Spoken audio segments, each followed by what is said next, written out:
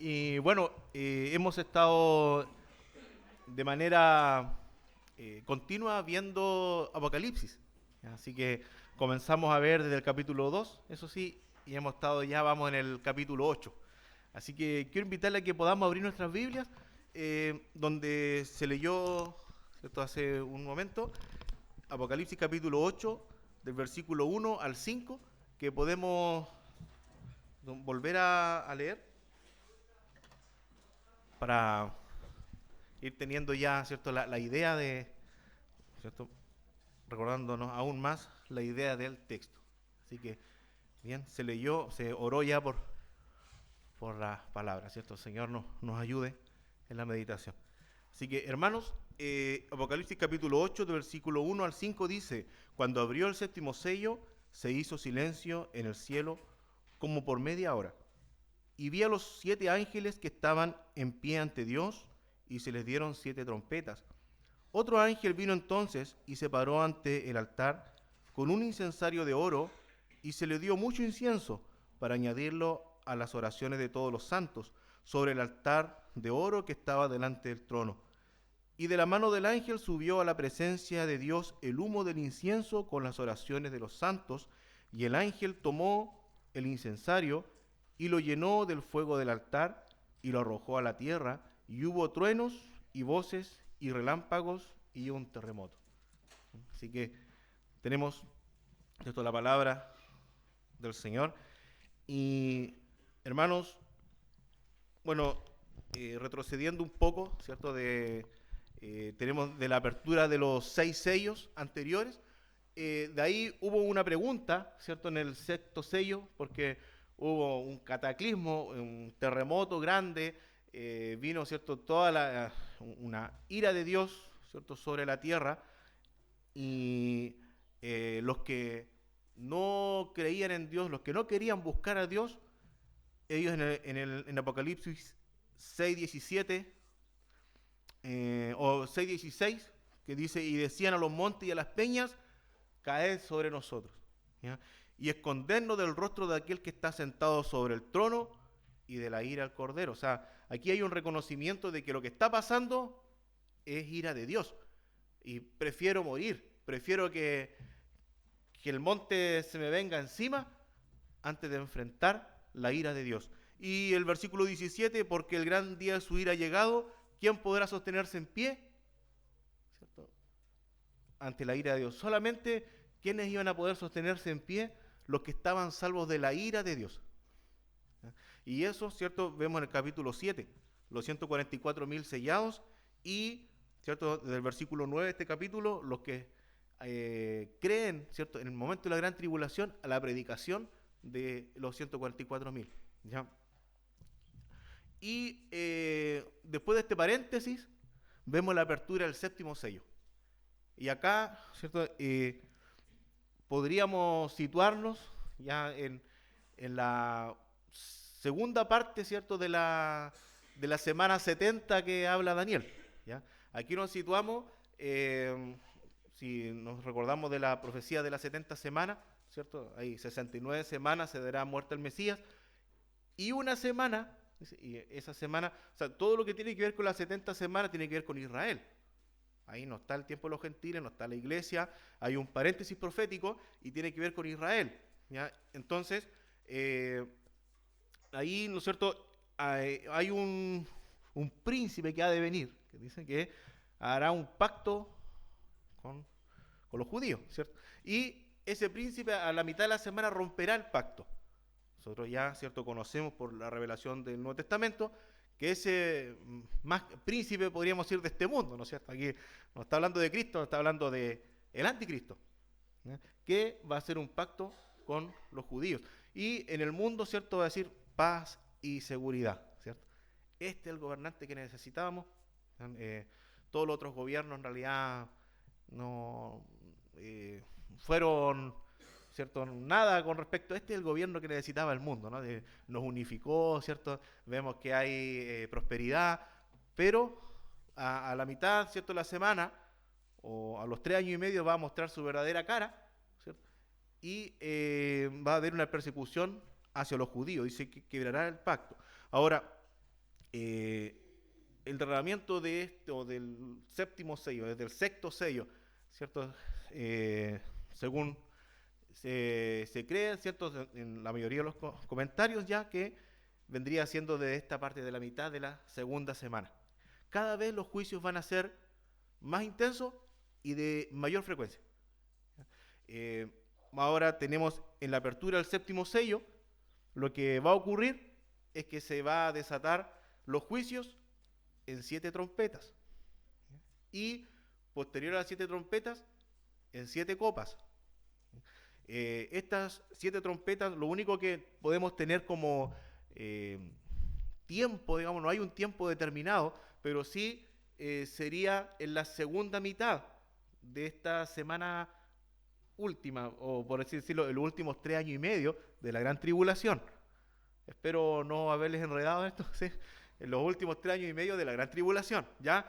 Ahí ya lo estamos situando. Entonces, acá la única, digamos que hay como un tiempo, digamos, cronológico, es con la quinta trompeta, en donde dice que van a aparecer langostas, ¿ya? Que van a atormentar, van a herir, pero no se alimentan de pastitos, ¿no es cierto? Aquí estamos hablando de seres demoníacos, ¿ya? Que va a atormentar, van a herir en la tierra. Y ellos van a estar actuando por 5 meses, es lo único que nos da de tiempo. ¿Ya? Entonces, dentro de estos 3 años y medio están ese periodo de 5 meses. En la séptima trompeta ya vamos a estar a punto de que venga el Señor en su segunda venida. Entonces, los juicios son cada vez más intensos y la frecuencia es cada vez mayor frecuencia, ¿cierto? Periodo menor, mayor frecuencia, ¿ya? Y a punto, ¿cierto?, de venir el Mesías, ¿cierto?, porque se está declarando que va a venir el Mesías, viene el juicio de las 7 copas, ¿ya? Para poder ya, ¿cierto?, condenar a la bestia, condenar a la gran Babilonia, etcétera. Lo que vamos a estar viendo, ¿cierto?, posteriormente. Es un periodo de juicio cada vez más intenso, cada vez más frecuente. Así que eso es, cierto, la apertura del séptimo sello.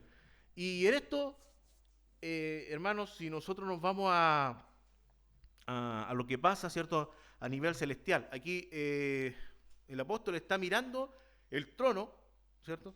Ya vio la multitud, los que eran salvos, y ahora nuevamente la atención va hacia el cordero que está abriendo los sellos. Y al abrir el séptimo sello, dice que hubo silencio. Es un asunto, ¿cierto? Hermanos, si nosotros nos vamos aquí mismo Apocalipsis, en el capítulo 4, verso 8,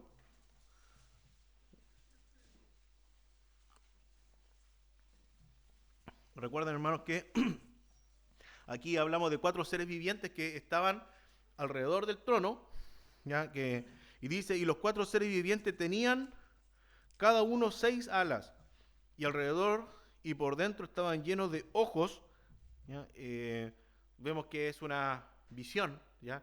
Ellos estaban vigilantes, ¿cierto?, de la santidad, tanto por fuera como hacia adentro. ¿Fija? Es un simbolismo de ser vigilantes, ¿cierto?, ante la santidad, ¿ya? Y no cesaban día y noche de decir, santo, santo, santo el Señor Dios Todopoderoso, el que era, el que es y el que ha de venir. O sea, todo el rato. La alabanza era continua. Ahí estaba, ¿cierto?, todo el rato. Ahí vemos otros periodos de alabanza, en donde los ancianos, ¿se acuerdan que nosotros dijimos que representaban la iglesia? ¿Ya? El número 24 de ancianos tiene que ver, ¿no es cierto?, con la totalidad de los turnos sacerdotales que tenía Israel. ¿Sí? Pero aquí en este momento Israel todavía no está en el cielo. Es la iglesia la que está en el cielo. Entonces, y aquí, ¿cierto?, quienes han lavado su ropa en la sangre del cordero, la iglesia, hasta ese momento. No queremos, hermanos, hay hermanos que son judíos mesiánicos, ¿ya? No, pero la nación de Israel como nación todavía no reconoce al Mesías, ¿ya? Es la iglesia la que está aquí y ellos también rinden adoración. hay adoración de la multitud, los ángeles, hay adoración, pero en la apertura del séptimo sello, todos quedan calladitos. Meditaba un poco, de repente, no sé si, bueno, cuando uno, dentro de sus hermanos, ¿cierto? Alguno cometía algo en donde se las iban a dar.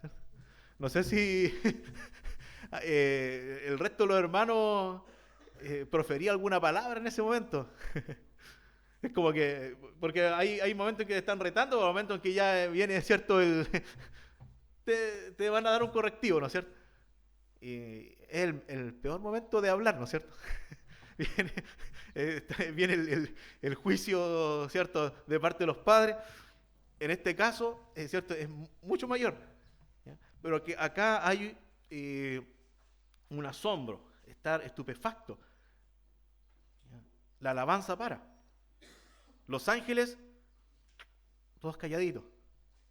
Los ancianos, todos, un silencio. La apertura del séptimo sello hace que se abran, ¿cierto?, los juicios de Dios, y es como todos calladitos por media hora.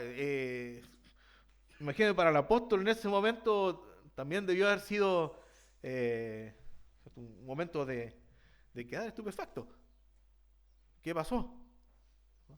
Es tan terrible lo que viene que están todos calladitos. ¿Qué pasó? Y la palabra del Señor, hay ciertos ejemplos en donde se habla del juicio de Dios. Y dice, guarda silencio, ¿cierto? O calle la tierra porque Dios está en su templo. O porque viene el día grande de Jehová, calle la tierra. Es una advertencia, ¿no es cierto? Porque lo que viene es terrible. Vamos al Salmo 76, 8, 9. Salmo 76, 8 y 9.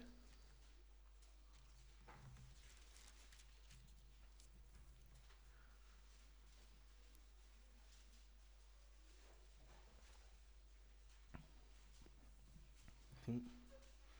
Dice así: desde los cielos hiciste oír juicio, la tierra tuvo temor y quedó suspensa, cuando te levantaste, oh Dios, para juzgar, para salvar a todos los mansos de la tierra.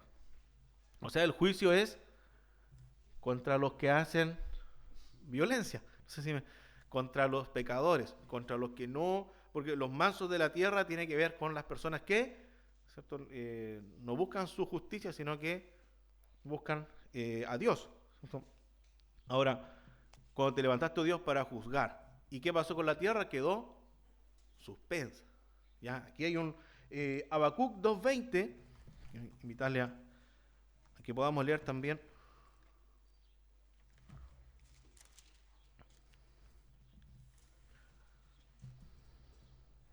Aquí de mucha injusticia hay ayes, ¿cierto?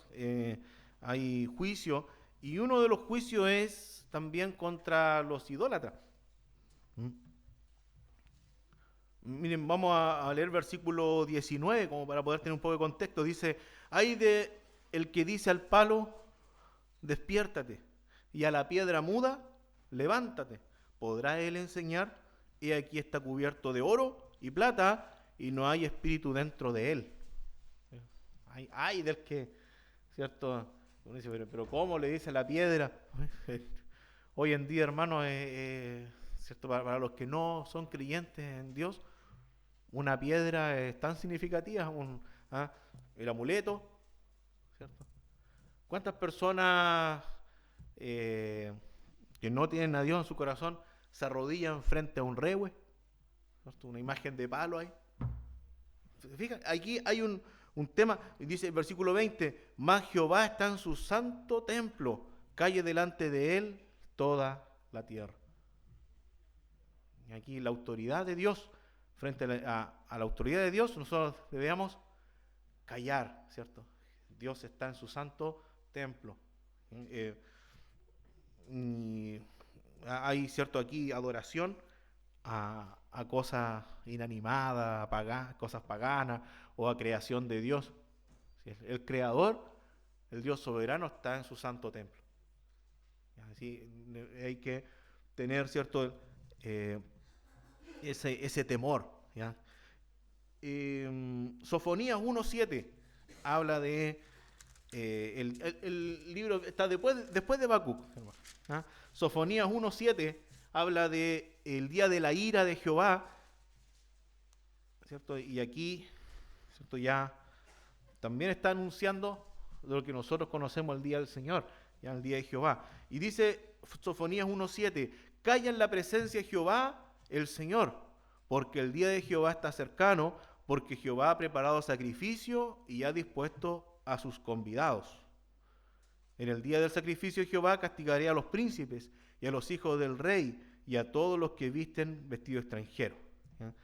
Etcétera. Vamos a dejar, ¿cierto? Pero aquí la idea es callar ante la presencia de Jehová, pero que viene en juicio. ¿Ya? Zacarías 2:13. Vamos a seguir avanzando, hermanos. Unos 2 libros más. ¿Ya? Zacarías 2:13, ¿cierto? Otro ejemplo.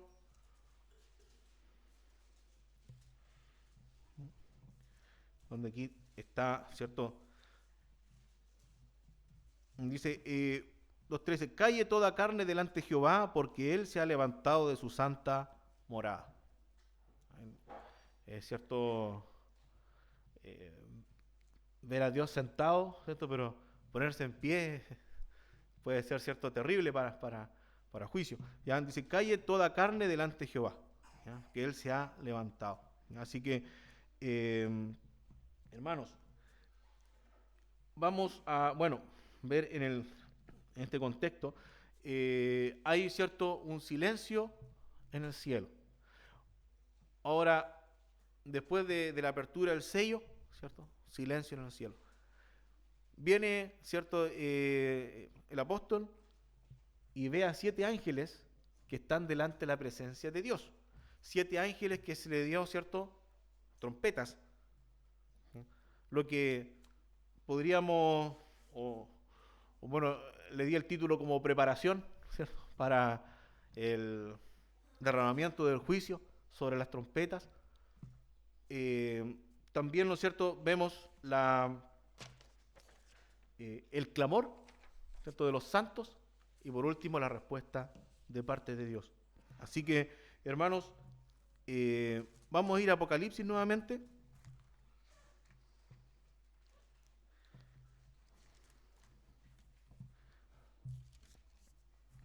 Y vemos, ¿cierto?, el silencio que se hizo en el cielo por media hora. ¿Ya? Y dice versículo 2 de capítulo 8 de Apocalipsis, y vi a los 7 ángeles que estaban en pie ante Dios y se les dieron 7 trompetas. ¿Ya? Aquí los ángeles, ¿cierto?, están en una posición de pie, están listos para la acción. Es para cuando den la orden, no sé, quizás en la milicia, bueno, están en posición firme, ¿cierto? Cuando le den la orden, van a actuar, ¿ya? Y a ellos se les da trompetas. Las trompetas son usadas ¿no?, como para anunciar, ¿cierto? En el Antiguo Testamento la trompeta se utilizó mucho para anunciar cosas importantes. Y vemos desde el punto de vista profético también trompetas anunciando cosas que son importantes. Vamos a ver ejemplos en Números capítulo 10. ¿Ya? Ahí vamos a ver como 3 ejemplos en el capítulo 10 de Números. ¿Ya? Porque Dios le pide a Moisés que haga 2 trompetas de metal.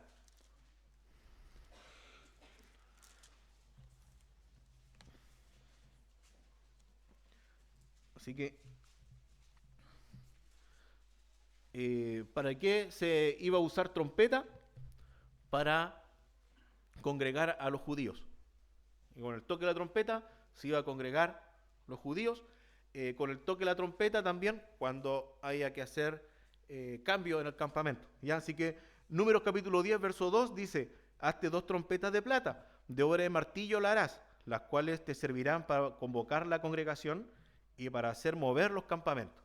¿Ya? Entonces, la trompeta, ¿cierto?, marca una señal, ¿ya? Dios le ordena ante dos trompetas, ¿cierto?, para trompetas de plata, para que puedan ser por señal, ¿cierto?, en estos momentos importantes. En el tiempo de guerra, vamos al mismo capítulo, versículo 9, dice: y cuando saliereis a la guerra en vuestra tierra contra el enemigo que os molestare, tocaréis alarma con las trompetas, y seréis recordados por Jehová vuestro Dios, y seréis salvos de vuestros enemigos. Fíjense que la importancia de obedecer al Señor, porque aquí le dice, mira, se van a hacer las trompetas, ¿ya? Y si salían a la guerra sin tocar trompeta, porque Dios peleaba por Israel, pero aquí la orden es cierto de seréis recordados por Jehová vuestro Dios y seréis salvos vuestros enemigos. No es que la trompeta tuviera un poder especial, ¿cierto? Pero el Señor da esta orden, ¿cierto? Y la trompeta tiene una función, ¿cierto?, de el llamado a la guerra, ¿cierto? Es de que poder poner atención, ¿ya? En las fiestas solemnes, ¿ya? El mismo versículo 10 ahora, capítulo 10, versículo 10 de Número, dice: y en el día de vuestra alegría y en vuestras solemnidades y en los principios de vuestros meses tocaréis las trompetas sobre vuestros holocaustos y sobre los sacrificios de paz, y os serán por memoria delante de vuestro Dios, yo Jehová vuestro Dios. Aquí tenemos, ¿no es cierto?, el toque de trompeta. Fue, cierto, común, vamos a ver en 1 Samuel capítulo 13, cuando para anunciar noticias, ¿cierto?, un ejemplo, el toque de trompeta. 1 de Samuel capítulo 13. 1 Samuel capítulo 13, el versículo 3, ¿no es cierto?, un ejemplo del uso aquí de la trompeta. Dice: y Jonatán atacó a la guarnición de los filisteos que había en el collado, y lo oyeron los filisteos. E hizo Saúl tocar trompeta por todo el país, diciendo: oigan los hebreos. Y ahí viene, ¿cierto?, después toda la noticia. ¿Para qué? Para anunciar una noticia. Había un toque de trompeta. Ahora nosotros, hermanos, tenemos un toque de trompeta muy esperado, ¿no es cierto?, que es inminente, pero nosotros lo esperamos con ansia. En 1 Corintios 15, 52, vamos, ¿cierto?, a dejar los ejemplos del Antiguo Testamento, y nos vamos a 1 Corintios 15, 52. ¿Ya?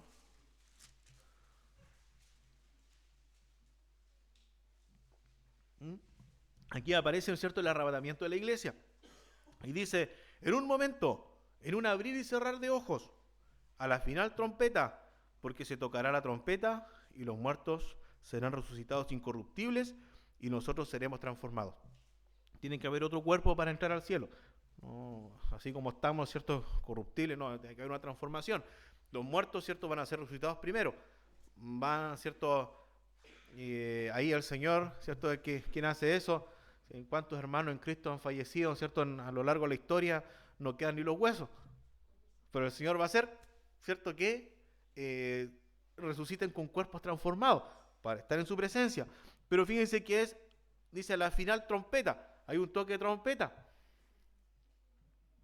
En Primera de Tesalonicenses 4:16. Primera de Tesalonicenses 4:16.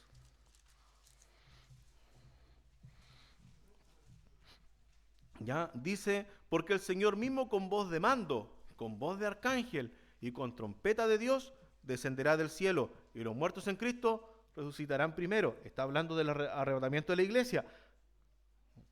¿Cierto? Algunos hablan del rapto, no sé, no es tan más arrebatamiento, pero rapto, arrebatamiento es un suceso, ¿cierto? Que Cristo viene a buscar a la iglesia como un rapto secreto. Y ahí algunos dicen: esto no es tan secreto, que aquí hay está la trompeta tocando, y con voz de mando, con voz de arcángel. Claro, sí, hay una voz de mando, ¿cierto? Hay Dios da la orden ahora, y hay una trompeta anunciando. Lo que pasa es que es demasiado rápido. Fíjense, el versículo 52 de 1 Corintios 16 dice, ¿cuánto demora usted en pestañear, hermano? Eh, Imagínense, o sea, no, yo no voy a poder decir, no, mira, voy a ponerme a cuenta con Dios aquí, porque, ¿cierto? Justo está regresando Cristo, está ahí Cristo, no. Usted pestañea y está en el cielo con el Señor. Eh, Entonces, claro, quizás algunas personas le pueden decir, oye, pero esto no es tan secreto, porque hay personas que dicen que el arrebatamiento de la iglesia no, no está en la escritura, o que está, pero no es pretribulacional. Y una de las cosas que dicen, pero no es tan secreto. Po. Sí, mira, aquí hay un toque de trompeta, Dios da la orden con voz de arcángel, con voz de mando. Nadie dice que es secreto. Lo que pasa es que es ultra rápido. No sé si... ¿ya? Es el tema. ¿Ya? Eh, entonces, vemos aquí el sonar de las trompetas. Ahora, aquí se usan las trompetas para juicio.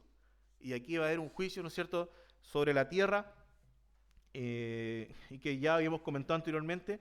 Y bueno, no nos vamos a tener tiempo para hablar de las trompetas. ¿Ya? Vamos a hablar acerca del versículo 3 del capítulo 8 de Apocalipsis, en donde hay algo que para la iglesia, ¿cierto? Y para nosotros hoy en día, hermanos, es de mucho aliento, de mucho ánimo. ¿Ya? Que la oración no es algo que, claro, Dios te manda a orar y sí, mira, entretiénete orando. ¿Eh? No, la oración es escuchada por Dios, es oída por Dios.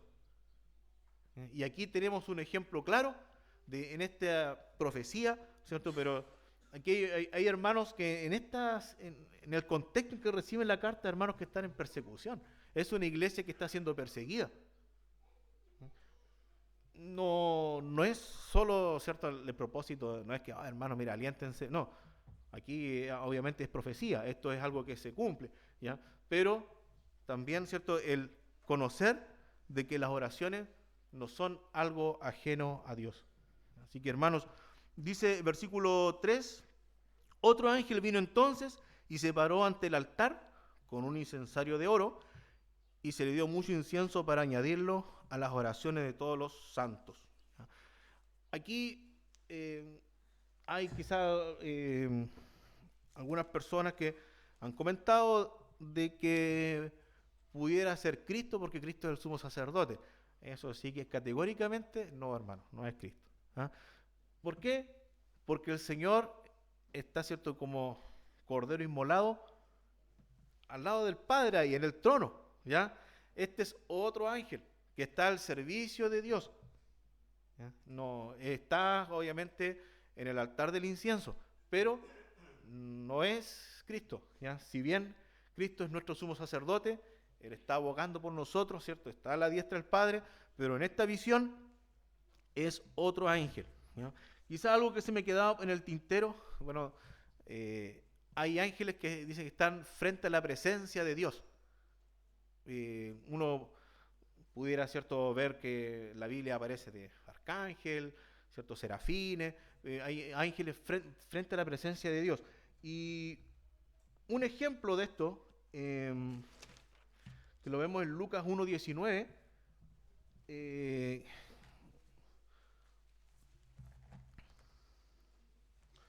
Lucas 1:19, ¿cierto? Cuando anuncia,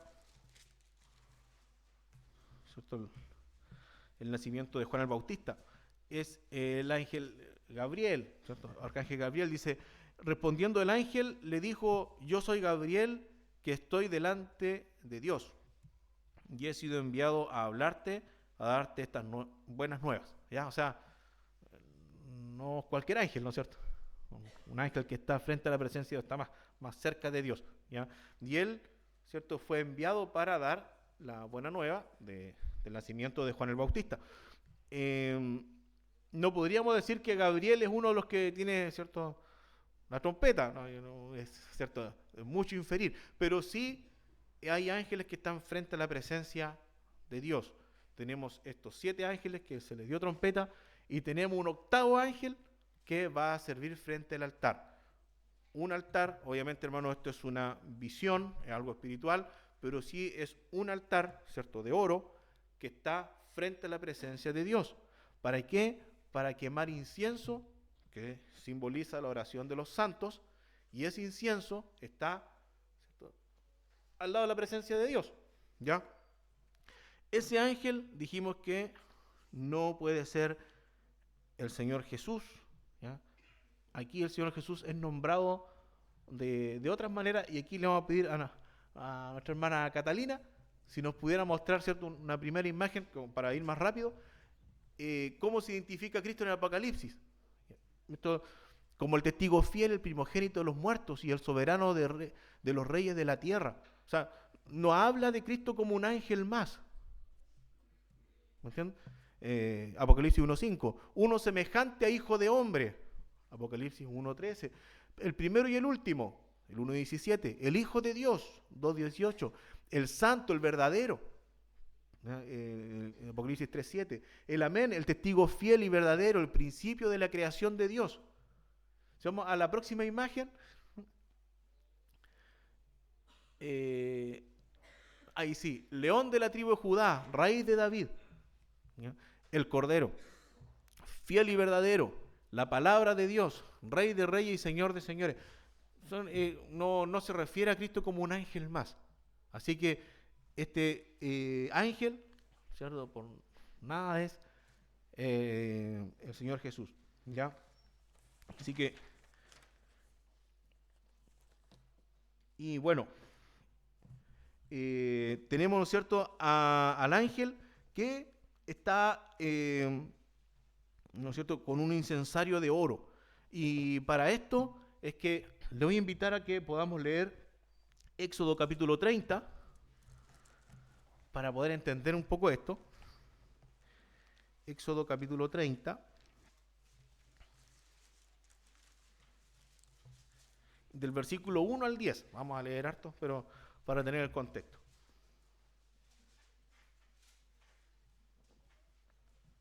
¿Ya? Éxodo 30, del 1 al 10 dice: harás asimismo un altar para quemar el incienso, de madera de acacia lo harás. Su longitud será de 1 codo, su anchura de 1 codo será cuadrado, y su altura de 2 codos. ¿Ya? Como para hacernos una idea, ¿no es cierto? 1 codo son 45 centímetros más o menos. Entonces uno podría decir que es de cierta profundidad 45 centímetros, ancho 45 centímetros y de alto como 90 centímetros. ¿Ya? Más o menos como para hacer la idea de la dimensión. Dice, y sus cuernos serán parte del mismo, y lo cubrirás de oro puro, su cubierta, sus paredes en derredor y sus cuernos, y le harás en derredor una cornisa de oro. Le harás también 2 anillos de oro debajo de su cornisa, a sus 2 esquinas a ambos lados suyos, para meter las varas con que será llevado. Harás las varas de madera de acacia y las cubrirás de oro. Y lo pondrás delante del velo que está junto al arca del testimonio, delante del propiciatorio que está sobre el testimonio, donde me encontraré contigo. Y Aarón quemará incienso aromático sobre él. Cada mañana cuando aliste las lámparas lo quemará. Y cuando Aarón encienda las lámparas al anochecer, quemará el incienso. Rito perpetuo delante de Jehová por vuestras generaciones. No ofreceréis sobre él incienso extraño, ni holocausto, ni ofrenda, ni tampoco derramaréis sobre él libación. Y sobre sus cuernos hará Aarón expiación 1 vez al año con la sangre del sacrificio por el pecado para expiación. 1 vez en el año hará expiación sobre él por vuestras generaciones. Será muy santo a Jehová. Así que lo que acabamos de leer, lo voy a pedir a nuestra hermana Catalina, si nos pudiera dar ya. Tenemos una imagen de cómo era el tabernáculo, ¿ya? Lo que ven con puntitos hacia alrededor, ¿ya? Es en el fondo el cerco, podríamos decirlo, ¿ya? El límite de lo que es el atrio, ¿cierto? Todo lo que es la parte, bueno, anterior o patio, donde está la flecha acá que miraba hacia el este, siempre, está la entrada, y lo primero que se ve es el altar de bronce para el sacrificio, ¿ya? Ahí se hacía, ¿cierto?, el sacrificio, sobre todo en el día de la expiación, debía de ahí sacar la sangre para poder rociarla, ¿cierto?, ir hacia el lugar santísimo. Lo que se ve ahí redondo, ¿cierto?, es una fuente, ¿cierto? Un lavatorio que había, ¿cierto? Para lo que es lavado de mano, tenía que, ¿cierto? Era para purificación. Y luego, al entrar, ¿no es cierto?, a donde estaba el tabernáculo mismo, ¿cierto? Está con rosado ahí demarcado, ¿cierto? La primera parte hacia acá es el lugar santo y al último para allá el lugar santísimo. En el lugar santo, ¿cierto? Vemos que está el candelero de oro, al lado de abajo aquí según la imagen, hacia el lado de arriba la mesa de los panes de la proposición, y el altar del incienso está al medio y cerca del lugar santísimo. ¿Ya? Está, ¿cierto?, al lado del velo. ¿Okay? Y en relación con el centro del arca del pacto, porque el arca del pacto, ¿no es cierto?, era, ¿cómo puede decirse? Un cajoncito, ¿cierto?, de madera, es el arca del pacto, pero recubierto de oro, donde arriba, ¿cierto?, tenía unos arcángeles que, digamos, se tocaban por sus alas, pero la mesita que estaba entre los arcángeles era el propiciatorio. ¿Ya? Ahí, ¿cierto?, es donde tenía que entrar una vez al año también el sumo sacerdote para rociar, ¿cierto?, sangre del sacrificio. ¿Ya? Y el altar del incienso estaba entonces en el centro y en relación con el propiciatorio del arca del pacto. ¿Ya? Esto, ¿cierto?, está esquemático. Nos vamos a la otra imagen. Lo podemos ver, ¿cierto?, ya en 3D, ¿ya? Entonces tenemos aquí, ¿no es cierto?, los sacerdotes, se quita un poco de cortina, ¿no es cierto?, y tenemos el altar de bronce abajo, ¿cierto?, en la parte del atrio, la fuente, ¿cierto?, para el agua, y tenemos ahí claramente el lugar santo. El sacerdote está en los panes de la proposición. En el lado, ¿cierto?, del fondo para allá está el candelabro de oro, y lo que se ve ahí, ¿no es cierto?, como altar, es el altar del incienso. ¿Okay? Así que, y el lugar santísimo se ve ahí el arca del pacto. Así que tenía que hacer eso, ¿no es cierto? Ahí está más claramente, ¿cierto?, cómo está el altar del incienso, en donde ahí tenía que subir el humo del incienso aromático, ¿cierto?, a la presencia de Dios. ¿Ya? Y si nos vamos a la otra imagen, que ya va a ser la última, vamos a pedir a nuestra hermana. Ya tenemos el sumo sacerdote, ¿no es cierto?, que ahí está con el incensario en su mano, ¿cierto?, que está colgando, ¿ya?, y está ofreciendo incienso. Lo que se ve ahí es la cortina, ¿no es cierto? Acuérdense cuando Cristo murió, esa cortina se rasgó en dos, ¿no es cierto? Ya la entrada al lugar santísimo está, ¿cierto?, bueno, dado por él. Y ahí está, ¿cierto?, subiendo el aroma del incienso. No era cualquier incienso. Acuérdense que Nadab y Abiú fueron muertos, ¿cierto?, por quemar otro incienso. No era cualquier incienso, no era para ofrecer holocaustos, nada de eso, sino que solo, ¿cierto?, para lo que es el incienso. Así que ahí tenemos, ¿cierto?, más claramente, hermanos, ¿ya?, como para poder tener una idea de cómo era en el Antiguo Testamento. ¿Ya? Bueno, esto también estaba en el templo de Salomón. Habían incensarios de oro y, bueno, Salomón puso más cosas de oro todavía, todo era cubierto de oro. Y si nos vamos a Lucas capítulo 8, ¿ya?, cuando Zacarías recibe la visión de que Dios le iba a dar un hijo. Acuérdense que Zacarías y Elizabeth eran de edad muy avanzada, ellos, ¿cierto?, no podían tener hijos, y el Señor, ¿cierto?, les da un hijo. Pero vemos a Zacarías, que era sacerdote, y él estaba justo en su turno. ¿Ya? Y en el turno que estaba, él le tocaba ofrecer incienso. Así que esto que estaba, ¿cierto?, en el tabernáculo, en el desierto, también, ¿cierto?, estaba en el templo de Salomón y también estaba en el templo de Herodes. ¿Ya? Cuando estaba aquí ya haciendo su servicio, Zacarías. Vamos a capítulo Lucas 1:8, dice: aconteció que ejerciendo Zacarías el sacerdocio delante de Dios según el orden de su clase, ¿ya?, justo le tocaba el turno a él, ¿ya?, conforme a la costumbre del sacerdocio, le tocó en suerte ofrecer el incienso, ¿no? Entrando en el santuario del Señor, y toda la multitud del pueblo estaba afuera orando a la hora del incienso. Entonces, el tema está que ahí, ¿cierto? El pueblo está orando.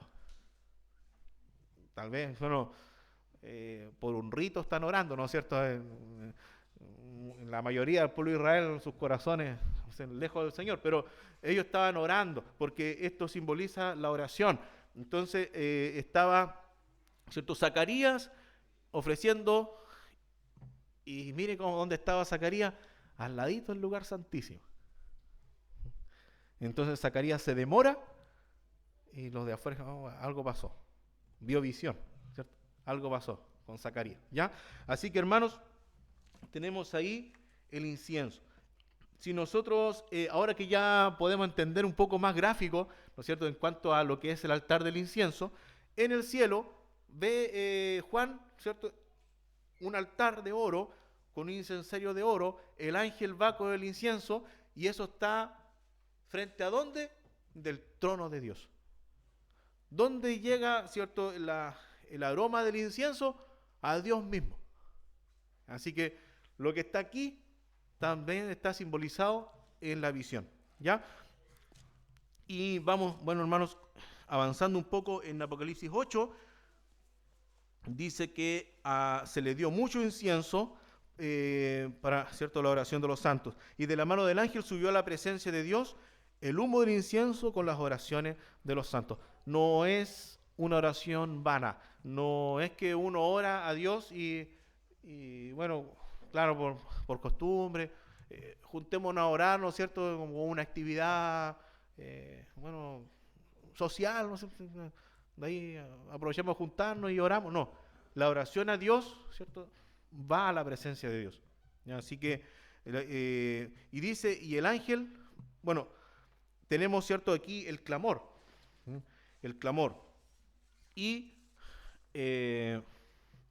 uno puede pensar, bueno, según el contexto, ¿qué oración podrá hacer aquí de los santos? Si nosotros nos vamos al quinto sello, Apocalipsis 6:9, Apocalipsis 6:9, tenemos una oración, dice: cuando abrió el quinto sello, vi bajo el altar las almas de los que habían sido muertos por causa de la palabra de Dios y por el testimonio que tenían, y clamaban a gran voz diciendo: ¿hasta cuándo, Señor santo y verdadero, nos juzgas y vengas nuestra sangre en los que moran en la tierra? ¿Ya? ¿Hasta cuándo, Dios, no, vamos a tener esta injusticia? Estaban las almas, ¿cierto? Ahí tenemos oración, ¿cierto?, que va como incienso. También, ¿cierto?, los que estén en la gran tribulación, ¿no? Los que estén en la gran tribulación no van a estar dentro de un templo, ¿no es cierto?, con tejuela amarilla, van a ser perseguidos, hermano. ¿Ya? Los que estén en la gran tribulación no van, o sea, no van a estar tampoco marcados por la bestia, van a creer en Dios. Si se marca, no vas a tener lugar, ¿cierto?, con Dios. O sea, por tu fe o por la fe en ese momento, ¿cierto? Sabemos que no está la iglesia, por la fe van a ser perseguidos. ¿Ya? Hermanos, lo otro también, ¿cuál es la oración en este caso, de los hermanos que estén en la gran tribulación, los que crean a la predicación de los 144.000? Que venga el reino de Dios. ¿Ya? Y también para nosotros es lo que Dios nos enseña a orar. Vamos a Mateo capítulo 6, verso 10. ¿No? Mateo capítulo 6, verso 10. ¿Ya? Quizás vamos a leer la primera frase nomás, en honor al tiempo. Mateo 6:10. ¿Ya? Dentro de la oración que es muy conocida como el Padre Nuestro, es: venga tu reino. ¿Ya? Hermanos, eso es algo que también nosotros tenemos que desear, que venga el reino de Cristo. Pero el desear que venga el reino de Cristo significa que Dios tiene que abrir los sellos, que toquen las trompetas, que se derramen las copas de ira. En el fondo, el orar tiene que ver también con regirse a la voluntad de Dios. Yo me voy a alinear, ¿no es cierto? La brújula está mirando a cualquier lado, ¿no es cierto? Cristo está ahí, yo tengo la brújula para allá, estoy orando para otra. No, yo tengo que alinear mi oración a lo que es la voluntad de Dios, ¿no es cierto? Ese es el tema. Y si yo voy, ¿cierto?, a orar a lo que es la voluntad de Dios, fíjense, dice, venga tu reino. Y a veces igual da para pensar, uno ora, pero por cualquier otra cosa.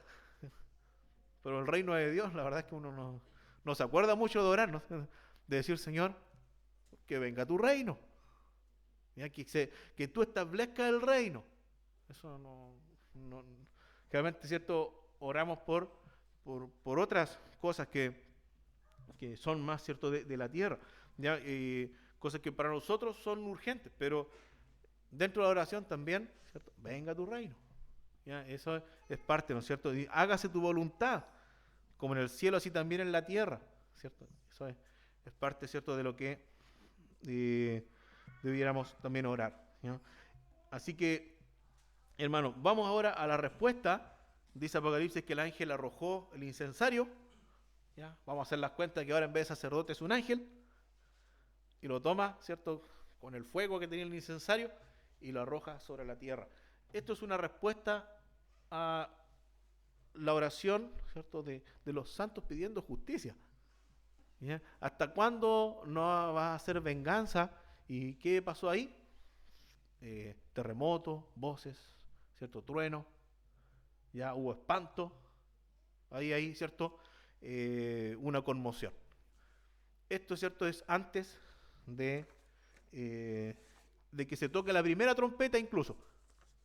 Aquí, ¿cierto?, hay un arrojamiento de este incensario hacia la tierra con juicios a la tierra. Ahora, hermanos, nosotros como iglesia, ¿cierto?, quizá viendo aplicaciones para nosotros. Lo primero, lo que ya vimos, ¿cierto?, el poder desear que se establezca el reino de Cristo en la tierra. Eso es, ¿cierto?, el reino de justicia, de paz. Ahora, ¿qué pasa con nuestra oración? Y hay un salmo, Salmo 141:2, este cántico, ¿no es cierto?, que podría ser, ¿cierto?, nuestro deseo, y quizá como nos represente bastante como iglesia, ¿cierto?, como iglesia de Cristo. Salmo 141:2 dice: subo mi oración delante de ti como el incienso, el don de mis manos como la ofrenda de la tarde.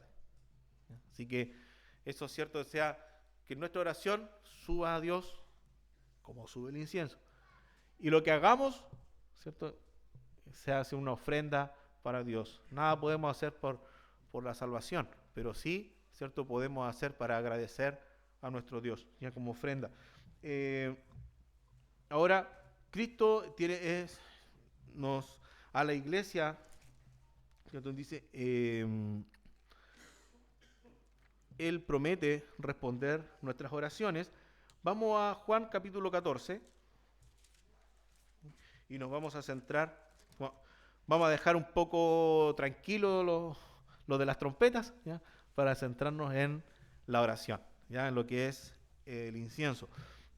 Juan capítulo 14, versos 13 y 14 dice así: y todo lo que pidiereis al Padre en mi nombre, lo haré, para que el Padre sea glorificado en el Hijo. Si algo pidiereis en mi nombre, yo lo haré. Esto es una promesa, ¿ya? Pero aquí también, a veces, ¿cierto?, puede que salga la parte humana, digo, todo lo que pida. ¿Ah? Es cosa de decir en el nombre de Cristo ¿cierto?, y se frota las manos uno, ¿no es cierto? Porque, bueno, una mansión, ¿ya?, por aquí, por Pucón nomás, ¿ah? Todo lo que pida es lo que el Señor me va a dar. Entonces, aquí el estar en el nombre del Señor tiene que ser, entenderse más bien, estar en la voluntad del Señor, ¿ya? Porque nosotros podemos pedir muchas cosas, pero generalmente si el corazón, ¿no es cierto?, no está lejos del Señor, vamos a pedir, ¿cierto?, cosas que satisfagan nuestro corazón, pero nunca va a haber satisfacción, pues, ¿cachai? Vamos a tener cada vez más necesidad de cosas materiales o de fama, etcétera, de éxito. No, son cosas que agradan, aparte, es la parte secular, es la parte carnal, pero no es lo espiritual.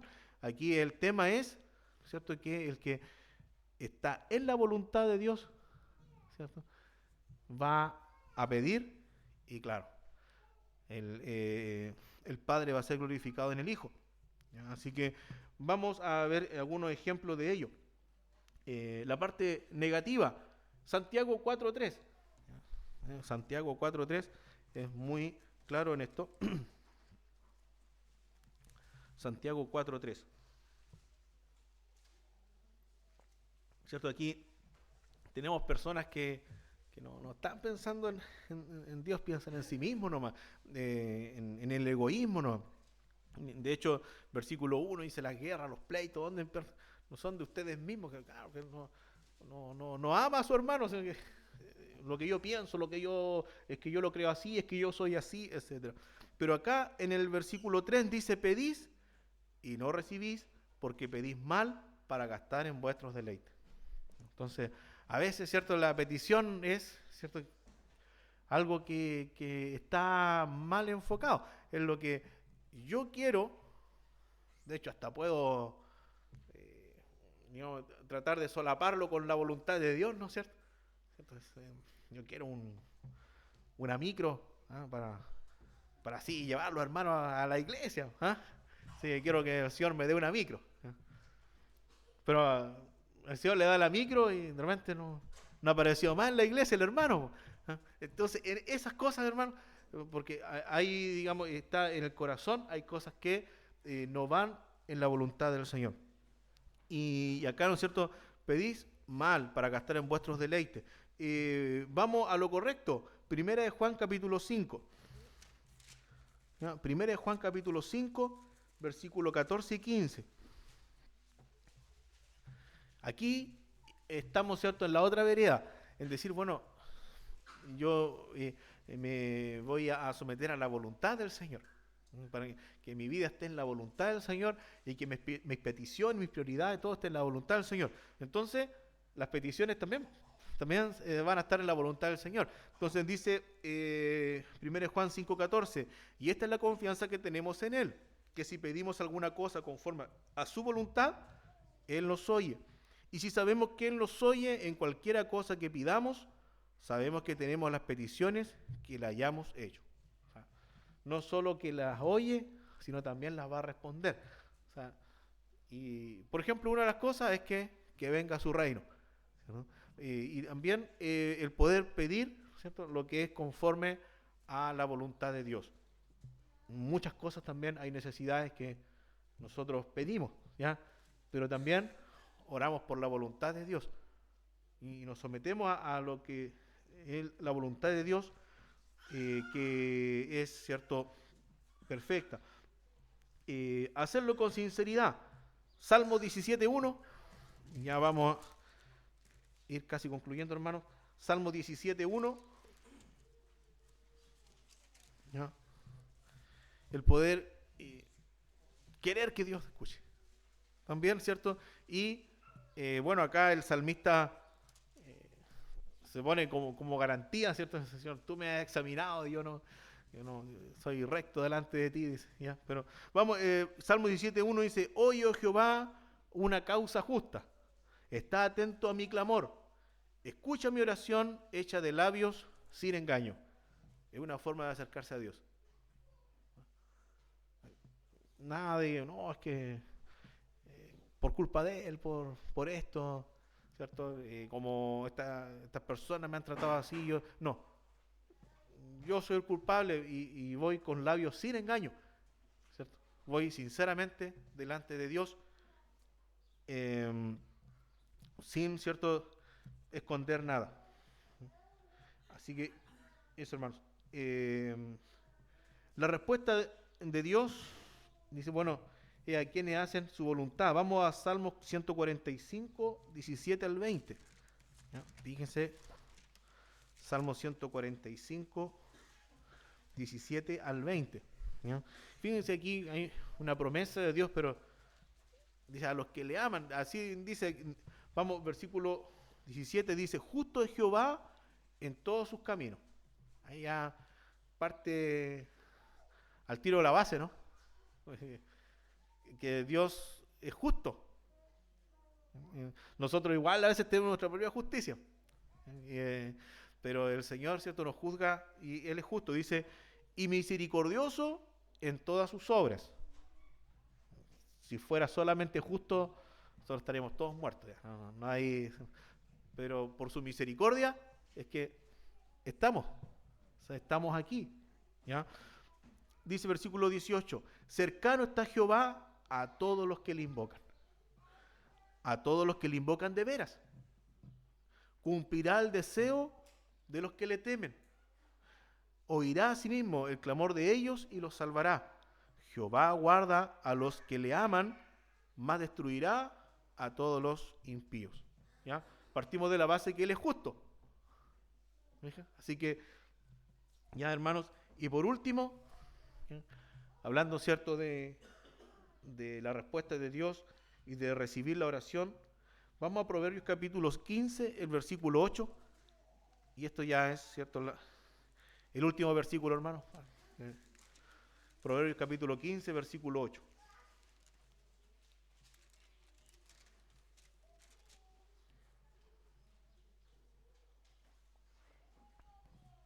Con el versículo que podemos quedarnos ya en esta mañana como aplicación para nosotros, ¿cierto? Podemos quedarnos con este versículo, hermano, para poder meditarlo, poder gozarnos en esto.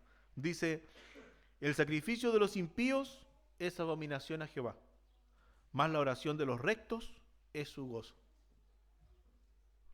Hay cosas que son externas, ¿no?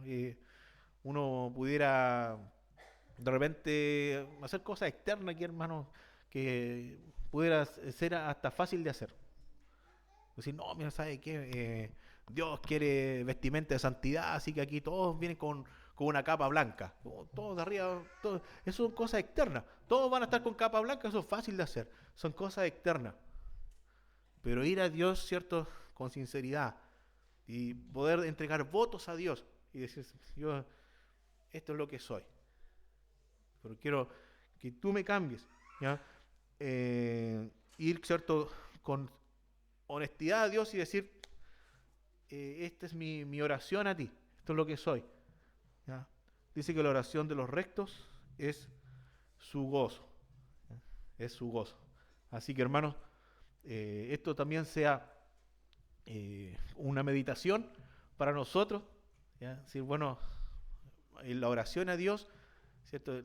Dice que la oración es su gozo. El Señor nos invita a orar. El Señor nos invita a que podamos buscarle en oración. Y eso es su gozo. ¿Ya? Así que, hermanos, ¿cierto?, podemos tener esta aplicación. Ya estamos, ¿cierto?, en el capítulo 8 de Apocalipsis. La próxima vez ya vamos a estar, ¿cierto?, con el sonido de la primera trompeta de juicio. Así que, pero ahora poder detenernos en las verdades de estos versículos 3, 4 y 5, ¿ya? De este incienso que sube a la presencia de Dios y no queda sin respuesta.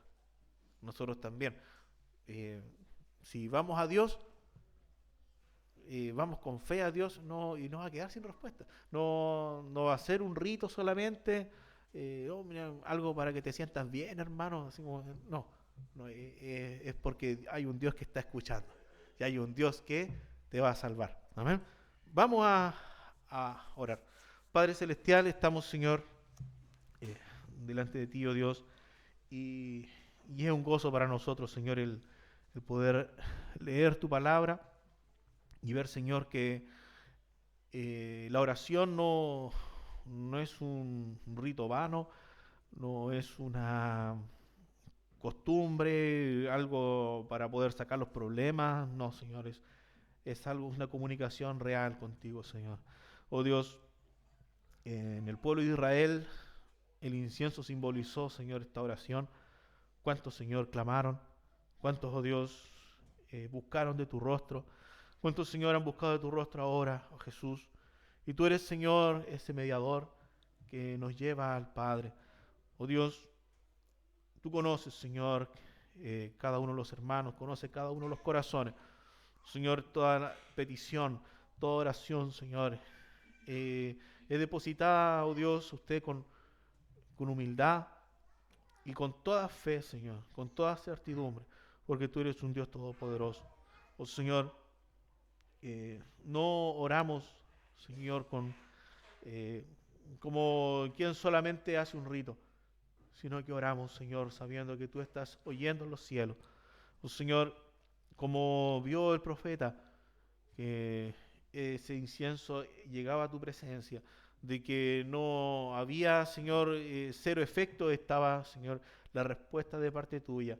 Oh Dios, oramos también a ti, Señor, porque sabemos que tú tienes toda respuesta, sabemos, Señor, que tú tienes toda sabiduría. Oh Dios, en muchas cosas no tenemos la solución, pero oramos a ti, Señor. Tú tienes toda solución, tú tienes toda respuesta. Oh Dios, tú eres santo, perfecto en todos tus caminos. Santa es tu voluntad, Señor. Y queremos, oh Dios, eh, poder, Señor, conocer más de ella. Ayúdanos, Señor, a someternos más a ella, Señor. Y nuestras, eh, todas nuestras necesidades, todo, Señor, podamos colocarlo en tus plantas. Oh Dios, estudiamos también, Señor, el poder orar para que venga tu reino, Señor. Oh Dios, vemos cada día más injusticia en la tierra.